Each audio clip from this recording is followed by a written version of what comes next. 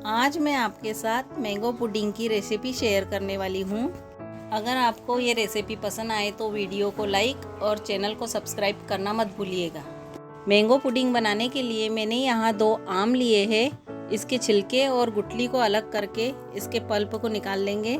एक मिक्सी के जार में आम का पल्प, शक्कर और थोड़ा सा नमक डालेंगे, जिससे इसकी मिठास और बढ़ जाएंगी। अब इसे पीस लेंगे। पीसने के बाद इसमें 1 कप दूध डालेंगे और इसे फिर से मिक्सी में चला लेंगे। ये हमारा एकदम स्मूथ आम का रस तैयार है। अब इसे एक कढ़ाई में डालेंगे और धीमी आंच पर हिलाते हुए 3 से 4 मिनट तक इसे पकाएंगे। एक कटोरी में नॉर्मल दूध लेंगे। अब इसमें 1 चम्मच कॉर्न फ्लावर डालकर इसे अच्छे से मिला लेंगे। इसमें एक भी गांठ नहीं रहनी चाहिए। ये मैंने आम के रस को 4 मिनट तक धीमी आंच पर पका लिया है।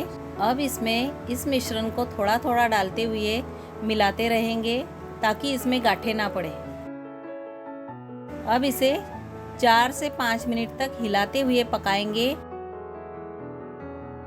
5 मिनट तक पकाते रहने के बाद आप देख सकते हैं कि ये थोड़ा गाढ़ा हो चुका है। अब गैस को बंद कर देंगे और इसे ठंडा होने देंगे। ठंडा होने के बाद इसे एक कटोरी या गिलास में निकाल लेंगे।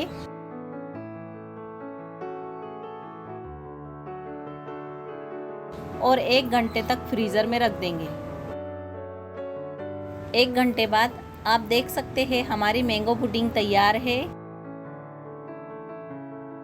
अब इसे हम आराम से एक प्लेट में निकाल लेंगे। ये देखिए कितने अच्छे से हमारी मैंगो पुडिंग जम चुकी है। अब ये खाने के लिए तैयार है। अगर आपको ये रेसिपी पसंद आई हो तो इस वीडियो को लाइक और शेयर कीजिए और सब्सक्राइब कीजिए मेरे चैनल को नई नई रेसिपी वीडियोस देखने के लिए।